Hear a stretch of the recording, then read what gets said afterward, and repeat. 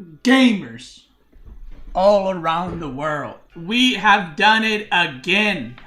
I just played another Road to Walhalla. Last week I lost in the finals to Marine Lord 3-2. This week I managed to win it. It was a pretty tough week. Like, out of the weeks that I've won, this was probably the toughest one. All my games were, I mean, you can say 2-1, 2-1, and then 3-2. But the cool thing is, not only my games went the distance, but every single game except this one, where I would say there's a little bit of a, maybe skill difference. Every game is 2-1, which I think is very exciting and very good. And all these players, look at the civs, right? All different civs, notice that. 3 maps, 6 different civs. A lot of players prefer certain civs, play different civs, and I think that's very cool, and I think that's very good for the game. So with that being said, what we're gonna do today is we're gonna take a look at some of the unique strategies that I have encountered. So to quickly give you a rundown through the games, because I know not all of them were streamed, we're gonna check Wood Wall, me versus Vortex. The other 2 games, Dry Arabia, he did a tower rush, denied a lot of my resources. I ran my scout with 10 sheep into his TC and I lost it. And then he just did a good push in Castle with Siege and beat me like in 15-20 minutes maybe. And then on Holy Island, which is the water map, we both started with water. Then I went into like night tower rushing push. He tried to rush Castle with 0 units and he just took so much damage and ended up losing the game. Versus when Wood Wall, it was streamed on EGC TV, and I'll just say, take a look at that game and look at the Bears. Honestly, I wasn't too prepared. I wasn't prepared last week either for Holy Island, but I didn't do any practice games on Wood Wall, and I feel like my strategies on that map in general throughout the whole tournament were pretty lacking compared to some of the other players, and I think this game kind of shows it. Then the other 2 games, it was H3 Mirror and Holy Island, which went well for me, and then Dry Arabia was like Dark Age Spearman Rush without towers that didn't really do anything, and then it just kind of macroed up and won later on. And then versus B, I actually think this is my first ever reverse sweep, by the way. First ever. I never reverse sweep anyone in best of 5 or best of 7 in AoE4. I either lose 3-0 or I win. But all jokes aside, yeah, it started off pretty bad for me, where I was really struggling, and then the last 3 games I started being aggressive and it worked out a lot better. So yeah, anyway, let's take a look at some of the games. So I'm going to show you 3 games, and then we're going to play some Elden Ring, baby, for the first time. So this is the game against Vortex, and Vortex is a player who has build orders, and he likes to...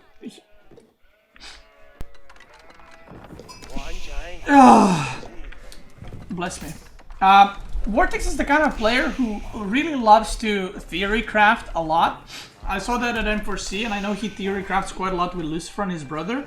They prepare strategies for certain maps, and they were always kind of like the best players when we only had a couple of custom maps on those maps, because they would prepare and always find what the best solution is, or find some intricacies they can use or correct or do, or stuff they can fix compared to the other players. And I didn't know what he's gonna prepare, honestly, but he picked Abbasid, which is more or less for some reason a common pick on this map. I still don't quite understand why. I guess it's the number of berries, but I feel like it's like not enough for Abbasid to be picked here. I think China's really good on this map, so I'm gonna just speed it up because this start doesn't really matter. I went for Barbican here to deny 3 food sources, or to, I guess, secure them 4 for myself. And what he did is the reason why I wanted to show you this game. Because I found it very interesting and very scary at the same time. So he went 2 TC into Fast Castle, and I walled off both sides.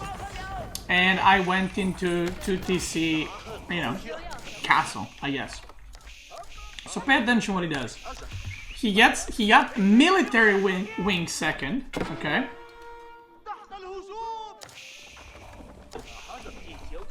So I scout this. I scout the 3 barracks. And I was like, okay, he's gonna flood men-at-arms. I see him chopping trees. He got forestry upgrade.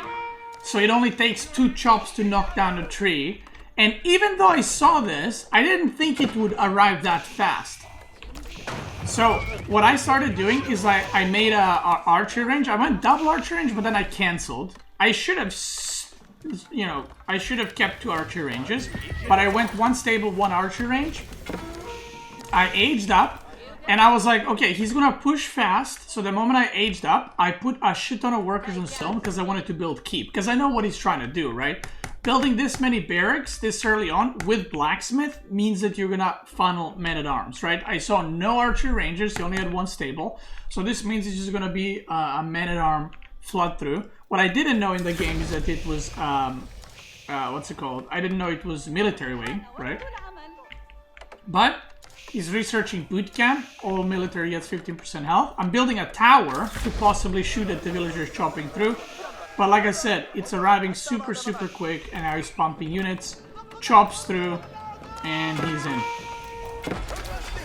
I try to stonewall, but he delays it a tiny bit. But he instantly chops through that and continues rushing. I get a knight. And I'm supervising for the crossbows. And just pumping as many as I can. But you can see there's like so many men-at-arms just flooding through.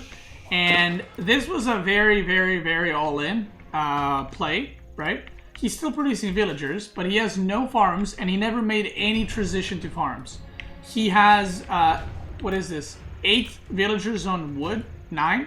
And it's these villagers that are chopping through, right? So he's just, look at this, 17 on food here. And he has another 6 here, and then a lot of gold. He's getting the upgrades for the military, but you know, he's just going for it. So I knew that this is like very committed kind of push, and I knew that because I'm 2TC Song Dynasty, I'm ahead in economy, I just gotta hold. So I mine the stone, and I go for a keep. I know I'm gonna lose some villagers, right? But getting this keep is extremely important if I want to defend this. So he's running around trying to snipe, but you know, crossbow's doing the good work, and I wall off and I prevent the push. Luckily, you know, and this is the importance of scouting. When I saw the 4 barracks, I knew what he was going to try to do, right? So that helped me quite a bit in decision making and hopefully holding.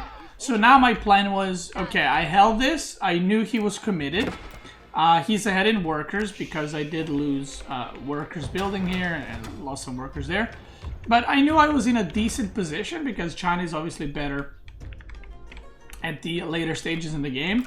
And now I had no scouting, so I didn't know if he is transitioning to farms, what he's doing. Like, I don't know if he's making more units. And funnily enough, he just stopped making men-at-arms completely, and because of the absurd amount of villagers he's had on food, 42, he actually got to he teched up to Imperial, which is not a very common response. You can see he's missing 40 gold. Oh, there it is. So now he went to Imperial. Obviously he wanted to end the game in Castle, right? It didn't work out. I'm picking up relics, and I think I didn't get them yet, but I will get like almost all the relics if I'm not mistaken. I try to do some run-bys here with the knight. I wall off, you know, stone walls, because I'm thinking like, okay, I defended, so the all-in is over. I just gotta drag this to the late game where China is better, and you know, hopefully I'm in a better position. I got a keep already, so that's very nice. So I'm doing some harassment. And, you know, obviously he's not pushing anywhere, so I'm feeling quite safe. And then all of a sudden, I see Imperial from Vortex, and I was like, what? And I was like, wait, am I Omega far behind? Like, how many villagers did I lose? Because if you look at my resources, I am nowhere close to it. I have 90 food. So, I was like, oh shit. Kind of thing, because I'm mining stone to wall the sides, and like, you know, mine stone for this, and in this position I was like, wait, am I dead? Like, what's going on? Because again, I have no idea. I've never played against this strategy because the only games I've played against this map were in this tournament, But, so yeah, I wasn't sure in what kind of situation I was in at this point. So I stopped making units completely, and I think I'm gonna pull a lot of the villagers. Yeah, I'm gonna pull a shit ton of 55 villagers onto the food, because I was like, oh, I gotta tech up to Imperial as well. Then I see a bombard pushing through again through the middle, and I realized that this is going to be yet another flood of units. So I start instantly boiling oil, because if you were playing a normal game, why wouldn't you break the sidewalls, right? So breaking the sidewalls would give you more access to your opponent, but the fact that he's breaking straight through the middle means that he's trying to go for a kill. So I'm trying to get my spring elves close. I'm getting some spring elves out. I got nested bees. And I'm trying to re-wall and buy myself time, because I am not in Imperial yet. And this is when I see the flood of units. So I knew that once he got Imperial started, he never stopped making units. You can see how many he has. So right now the military count is 49 versus 26. Worker count is pretty much the same. The only difference is I have used way less of my food. So I still have a deer pack here. I still have berries here, berries here, berries here. And most importantly, I secured 3 of the food resources here that I think were either his or shared. And did he never see... Oh, he did see this, because he never got these deer in the corner. So his only food income right now is these berries and the 1-2 deer remaining here. So he's pushing, and I get the age up. And initially I was gonna go with what is it called? Initially I was gonna go with Spirit Way, but when I saw this amount of units, this is my unit count, by the way. That's my unit count. 8 crossbows, 3 knobs, and 3 springholds. So I was like, fuck it, I'm gonna go for Great Wall House. And the funny part is, I don't have stone to fucking build, because you gotta build the stone, and then you build the landmark on the stone. And I was like, fuck, I don't have the stone. So you can see villagers moving. So I decided to Omega Insta build market. I bought stone, built a layer of walls, and then built the Great Wall Gatehouse immediately. So I'm just trying to buy time, and meanwhile, the nest of bees are just blasted right now. And I got boiling oil about to finish, but you can see nest of bees just demolishing. I sniped 2 of his bombards. I don't know what my springles are doing here. This is the second bombard. Nest of bees just doing work, and as he basically comes through, I have no units. Like, this is it. My Great Wall House finishes, and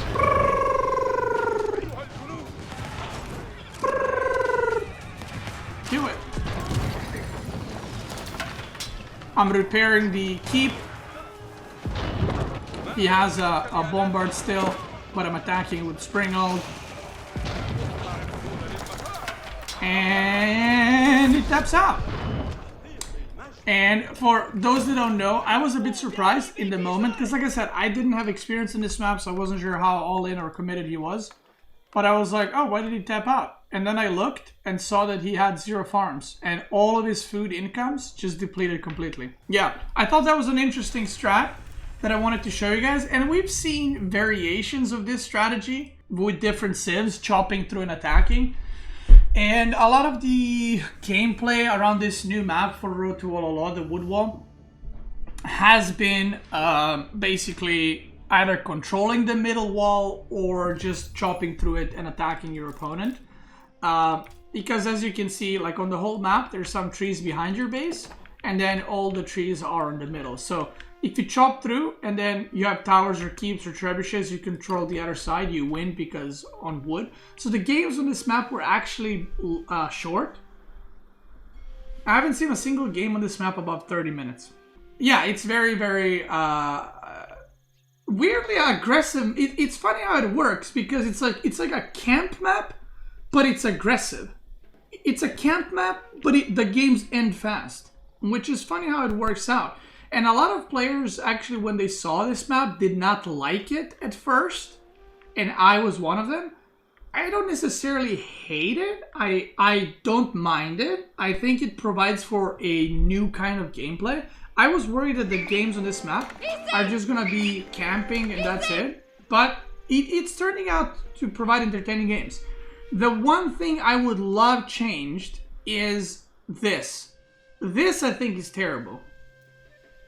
1, 2, 3, 4 berries on the same screen.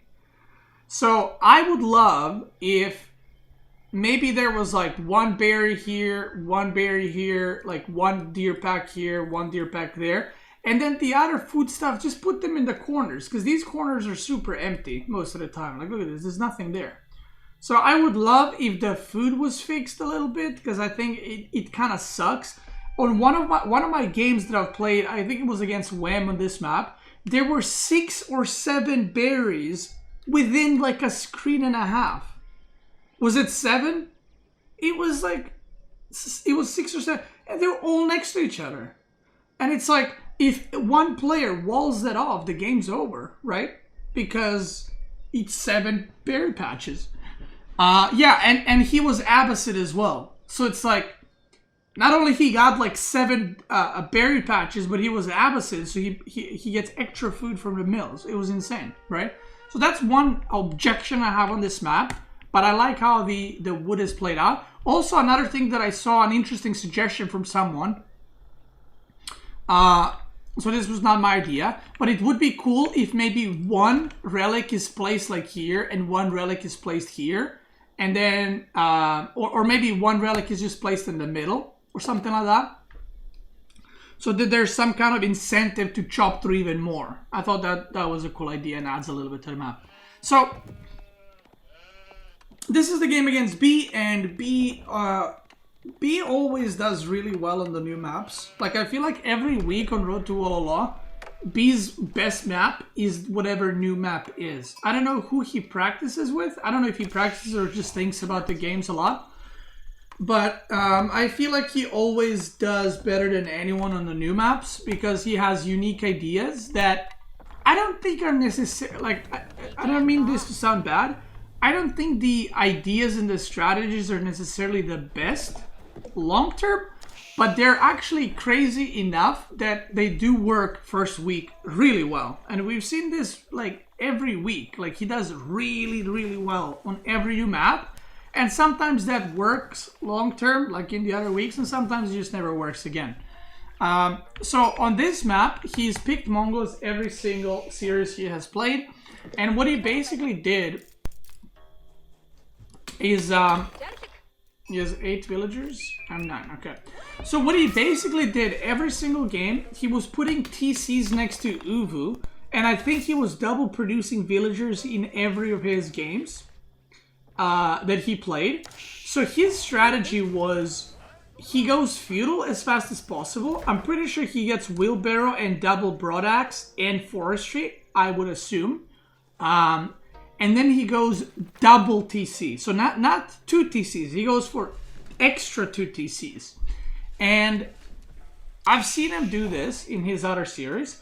So his idea behind it is he goes TC, TC, chops through the wood with billion workers, and then takes the 2 TCs, because you cannot place your main TC within like this range of the enemy's TC, okay? Like huge range. So you cannot TC rush. But you can TC rush with your extra TCs. So I've seen him, so what he does is he goes for like 3 TCs, chops through, and then puts the extra TCs on the opponent's production, and then puts villagers inside. That was his strategy. So I knew that he does this because he's done it, and now I did a critical mistake. And the critical mistake is I played his game. So whenever someone plays weird, the worst thing you can do is do something that you are not used to but think that it might work. Now let me explain this. If you play against an all-in, and like a guy that all-ins every game, if you just defend, that is technically the worst thing you can do, because that guy has done that all-in like 300 times, while you have defended that all-in 5 times. So you're always at a disadvantage from executioning that strategy or defending that strategy point of view. He's always going to have more experience. So what I did, I blind countered it without any thoughts what happens if he doesn't do it. So what ended up happening is I did a super early wall here, and then I put a tower so he can't chop through and run through. And you know what he did? He just didn't TC rush, and then I was stuck on 1 TC versus 3. So I played his game. What I should have done is I should have done my normal opening and just reacted to what he's doing with some units or maybe counterattacked, but not try to do something that I have never done in a situation that he was probably in his practice games. Like, whenever he practiced this, someone has probably walled this off, and he was like, yeah, I don't actually gotta push, I'm on 3 TCs. So I was even thinking about putting a Beastyqt here, and I decided against it, but maybe I should have done it. I don't know, maybe that's a better defense if I just put Beastyqt here, because technically I'm not investing a lot. And it completely blocks this kind of style because he's going to lose a shit ton of villagers while moving through. But, you know, like I said, I decided to go with a wall, and I decided to Beastyqt here so that I can secure all this food. Again, 4 berry patches, 5, and deer. So you'll see now, I don't know if he actually got, no, he doesn't get these upgrades. So he just goes without these. So he goes for 2nd TC, and then he goes for another TC soon after. Meanwhile, he's just mass producing villagers. So you can see I'm walling this off, and that's all great. So my idea was, I'm going to wall it off, and then I could have just gone 2 TC now and been fine, right? But what I instead did is I also went castle, and I went for Jugenu in order to blast the villagers. So I committed to this defense so much.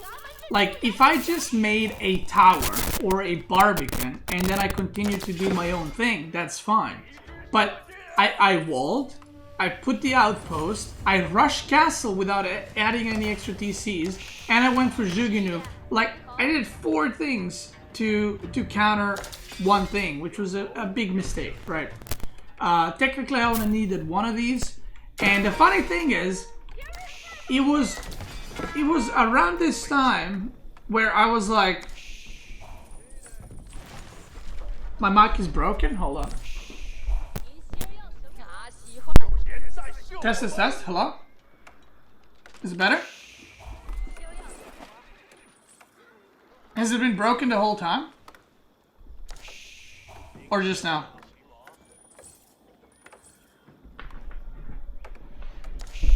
Okay, it wasn't. Alright. Yeah, plug and unplug always works, baby.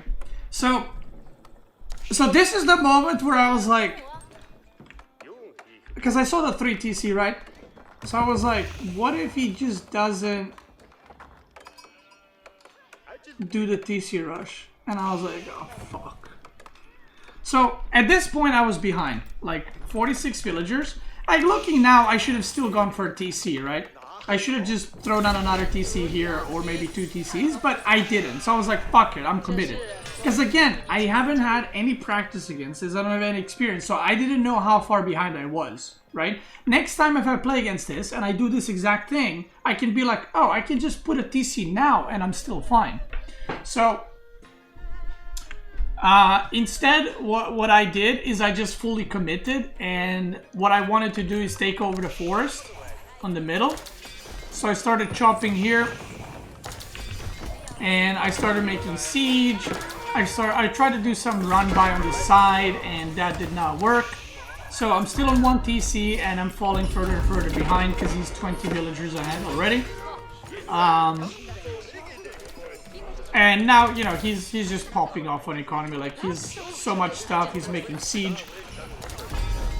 TLDR, I end up losing this game.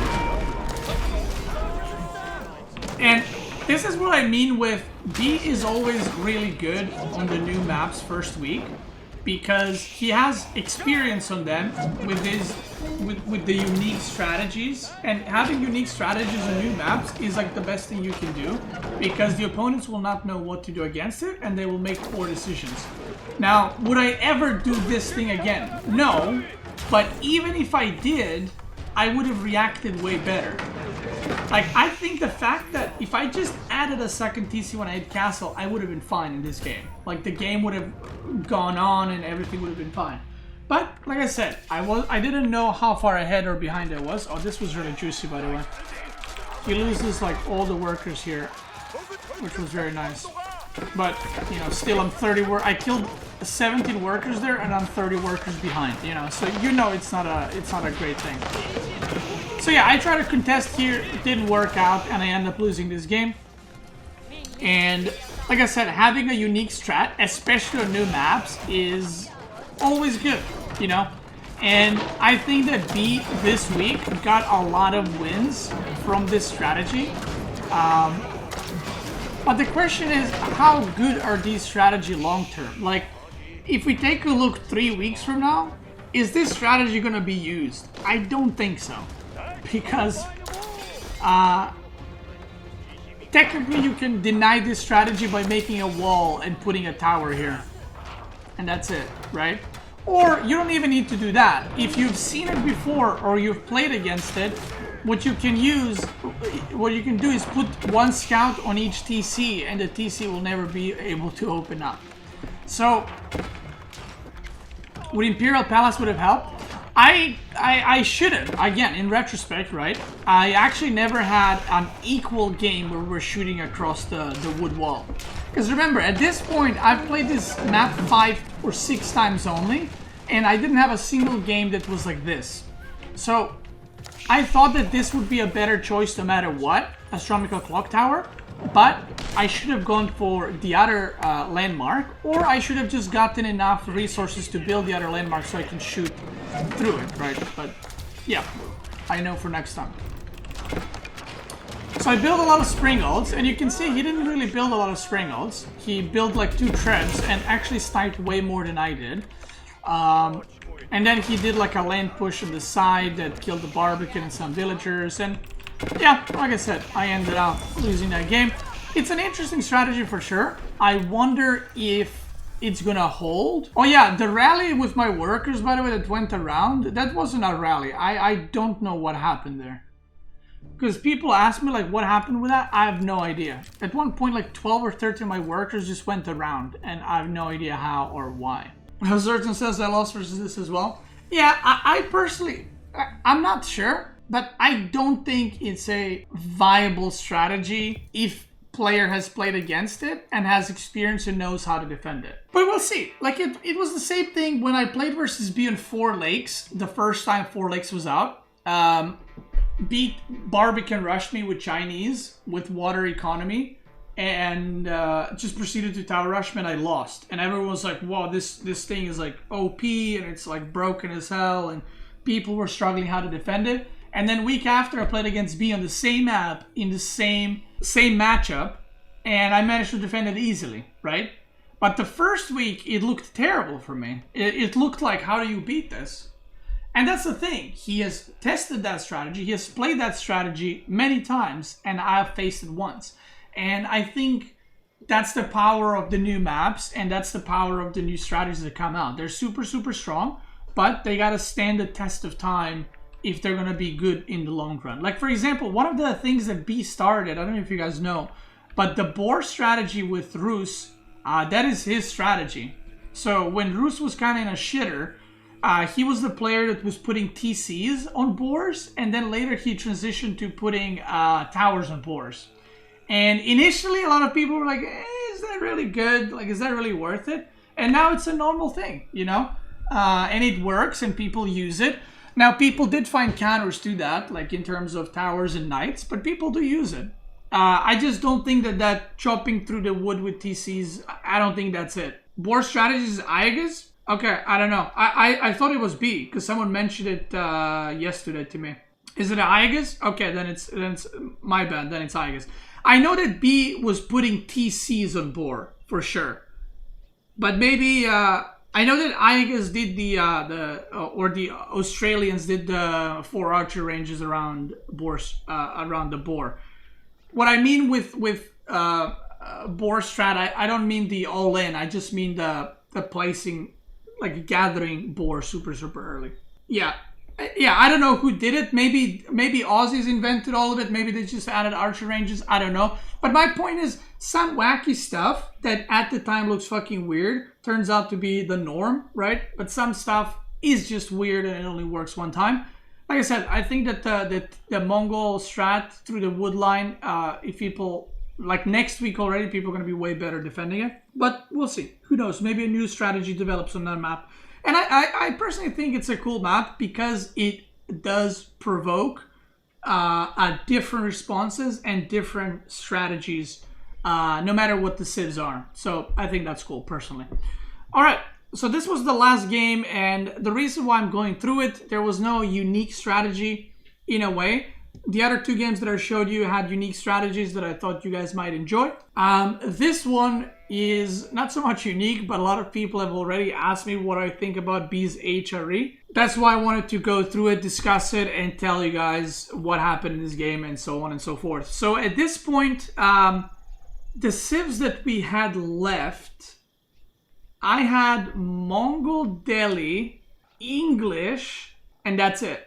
I had Mongol Delhi and English because my Abbasid was banned. And he had HRE, French, Delhi, if I'm not mistaken. Yeah, HRE, Delhi, and French.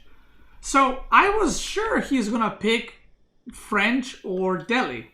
Like, Delhi is not great on this map, but I think B might be like the best Delhi player, by the way. I think he understands that civ and plays it better than others. So I was like, you know, Delhi's not great here, but I can see it picking it. But I was for sure like, oh, he's going to pick French. So I pick, you know, from my civs that I have, Mongol, English, or Delhi. I was like, well, I'm not going to play Delhi here. English, not the greatest map for it. So I was like, I'm going to pick Mongol because whichever civ he picks, I can just tower rush him. So we do the picks and he picks HRE. And I was like, whoa, HRE is really good on this map, by the way. The reason why I'm like, or why I was surprised is because, well, B's HRE is not of the finest quality. It's a little rough on the edges. And when I saw him picking HRE, I was like, he either has some sick strat or I'm about to win. I don't know which one it is. So I was very surprised. But this map, I think he also maybe suspected I'm going to pick Mongols. Maybe he wasn't comfortable with getting tower rush on this map in French versus Mongols. I don't know what his decision was. B basically outplayed Beasty, but how didn't he win? Well, maybe because it takes, you need 3 games to outplay your opponent to win, not 2. And it's a best of 5, so sadly you gotta win 3. So yeah, this game, I mean, I was more than happy. What ended up happening at first is a little bit of a debate. So, if you guys don't know, on this map, you can spawn like this, like we are, or like this, right? So I send my first con this way, and I see wood. So I assume that this wood is this wood leading to my opponent. Turns out that wood was wood to the fucking ponds that has no sheep, by the way. So I go here, and the moment I see pond, I'm like, great, I'm fucked. Because if the opponent sends their scout towards me, they vacuum all the sheep. And these are all my sheep, by the way. So my con turns around, and all the sheep that he got were mine. So, yeah. And then he gets 2 more here. So he got 9 sheep from my side of the map. So, not a great start for me. I kind of screwed myself, and then he picked up sheep on his side, so yep, cock, I was beyond a sheep. But I was like, whatever, this matchup, I don't really need sheep. It sucks that he got it for HRE, but I don't necessarily need them too much. You got lucky? How did I get lucky? Because my opponent didn't do something. That's like me saying he got lucky first 2 games because I play like shit. Technically, I should have won 3-0, but he got lucky because I played worse than him in game 1 and 2.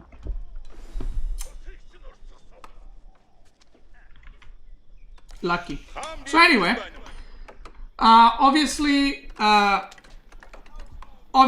he knows I'm gonna tower rush. I think he also saw it. I mean, Mongol versus HRA. Like, it's not like I'm gonna go 2 TC, right? So you tower rush. And, you know, when I play Mongols, I do tower rush like 99% of the times.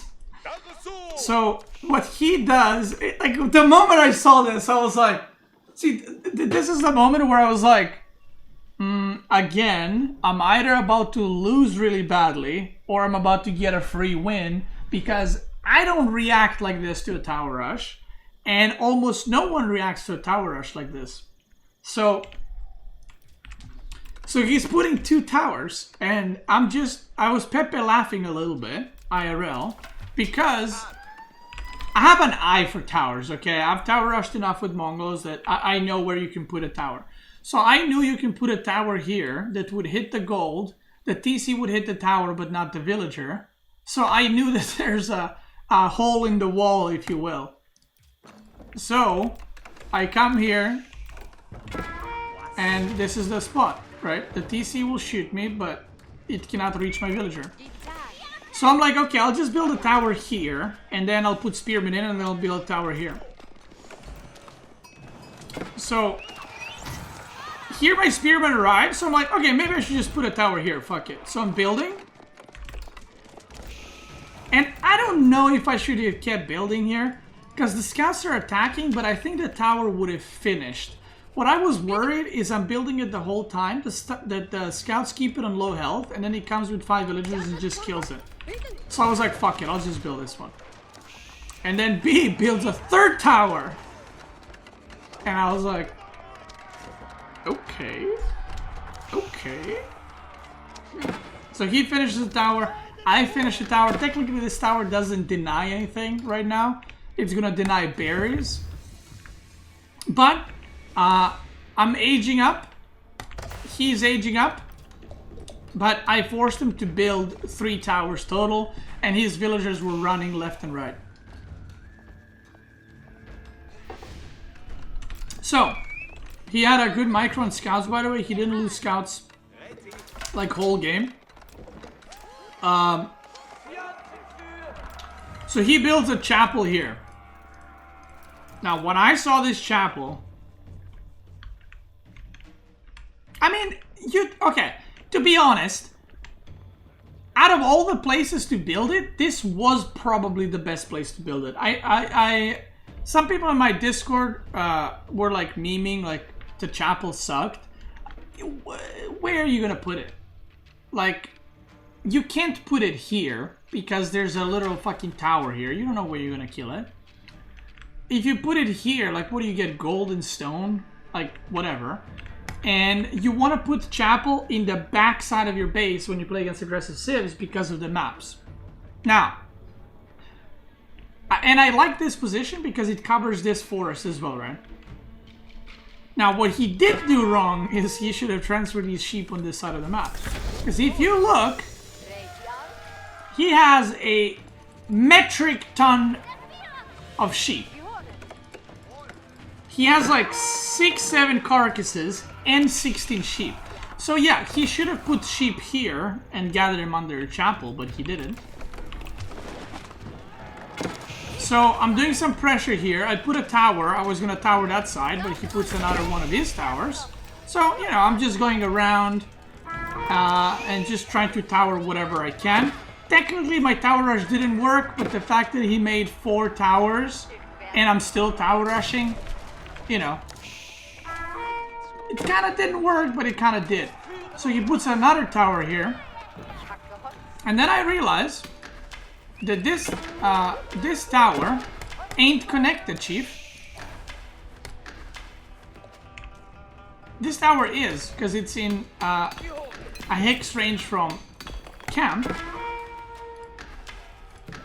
But I realize this one ain't. So I go here. He does emergency repairs. So then I attack this tower. He puts villagers inside, and I'm just trying to put pressure whatever I can, you know, like, technically I can't do anything else, so I'm just like trying to do whatever I can. And I go for this tower because, like I said, it's not in influence, so I just go and destroy it. He puts a house here. Oh, I didn't even know that. He put a house thing there, so he can emergency repair it, but he had cooldown on it, so kick doubly. I managed to get it down, I attack this one, and then he emergency repairs it. So, he had a prelate here, which is the funny part. He had a prelate here prelating these, but he could have just moved the sheep to the other side, which he didn't. So my plan here was just go castle and do a massive siege push, which is a great strategy, by the way, if you're a Mongol player, you're maybe struggling against HRE or you don't know what to do. He followed it up with 3 barracks in archery range, so I knew that he was like super committed. I know that he's not mining gold, because you know, I can see that he's not mining gold. And I have a great view of his map, so I literally see his whole base. If you look, this is my vision. No, this is his vision. This is my vision. So I literally see his whole base, like I'm hacking. I see how many villagers on wood, I see food, I see everything that there needs to be seen. So I knew I have full map control, so what I did is I yoinked all the relics and I followed this up with a big push. Like I see how many units he's committing, so I was like, okay, I'm not gonna risk. I could have gone knights here, and I thought about doing it, but I was like, I can't really raid anywhere because of the amount of towers, funnily enough. Because not that he's gonna garrison villagers, but he has so much vision that I can't really raid anywhere. So I was like, I'm just gonna go man-at-arms crossbows and do a massive push. I did a double monk production here, and yeah. And the thing is, if I went for lancers, he might have just gone mass spearmen and I would have somehow died or something. Because right here, and this is the thing about B, like he plays his own style, he plays his own way, right? Most people would have stopped making units long time ago with HRE, and they would have just gone castle. But instead what he does is he just keeps making units in feudal and pushes across the map, which again is not very common. And I think in this game obviously didn't work out, but that's part of the reason why he does so well, is because he has his own style, he has his own strategies, and yeah. So here my men-at-arms are fighting his men-at-arms, but he actually has way more. He pushes through here, but you know, I have crossbows, I have monks healing, slowly taking the relics, and I managed to push it back. I think I had a second TC soon. I was getting a lot of wood because I wanted to do a massive siege push, but he kept counterattacking me everywhere and like being annoying with his units and all that, which yeah, he did pretty well, but I was kind of on top of it. I didn't lose too much. And I just decided to, you know, like I said, do a massive siege push and go for it. I got 2 PCs here. It's 58 workers versus 60 right now. Because I did lose some workers, and I only added my TC recently. And here I go for trebs, and I go for a good old landmark snipes. So the funny thing is, I rushed this tower down with units, and he auto repairs it, and I was like, oh, that's a dead TC. So, because he just used emergency repairs here, so I was like, well, TC's dead. Then I went for the tower, then I went for the chapel. Meanwhile, he's counterattacked the whole time, but I knew that he's on a timer, right?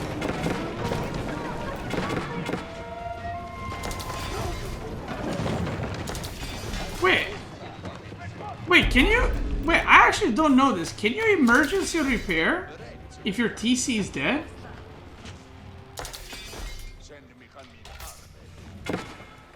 You can't? Okay, I actually didn't know that. And people are like, Beasty, how do you not know that? You're good, you're a top player. Because I don't lose my buildings with HRE. I'm joking, I almost got eliminated yesterday. I almost got eliminated yesterday when I played against B. But not quite. Because I actually had my TC still alive. So yeah, I attacked the Burger Palace. And by the way, if people are wondering why did he go Burger Palace with 3 barracks, it's because I took all 5 relics.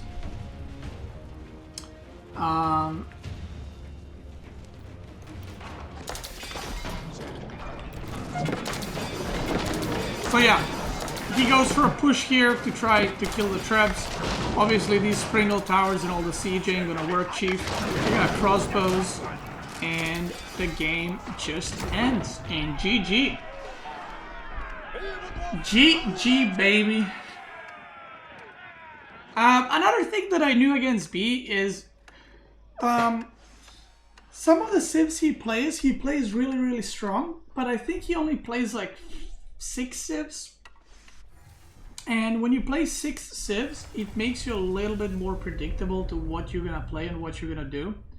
Like I said, I was surprised he didn't take French, but again, French in this map, if you get a gold spawn, where the second gold is behind your first gold, if Mongol Tower Rush is there, it's a rough game. Go for Rus versus HRE, awesome game. Yeah, that was probably the best game of the series, I think.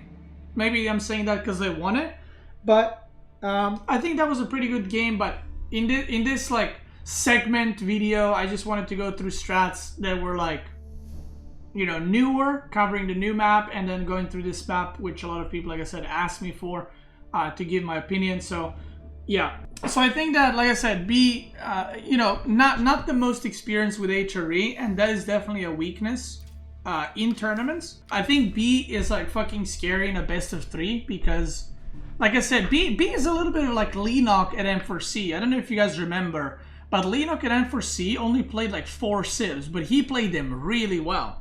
And Leenock in a best of 3 was like crazy good, right?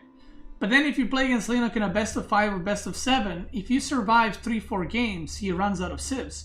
And B doesn't necessarily run out of civs because he plays 6 civs, but what happens is which civs he can play on which maps are narrowing down, and you can kind of predict what he's gonna play, which is why I also got left with Mongol versus HRE, French, and Delhi. I hope you enjoyed this little overview of the new map. Like I said, the wood wall map, I enjoy it. I just wish the food had better distribution on the map because I think it's way too cramped up there in the middle, and sometimes food, like all the food spawns there, which kind of sucks, but it is what it is. Anyway, if you're watching on YouTube, thanks so much for watching. I'll see you next week. If I do another one of these reviews, I'll probably be playing Road to Walhalla. Don't know if I'm going to be winning it, but who knows? Maybe I do, maybe I don't. For you gamers on Twitch, let's keep going.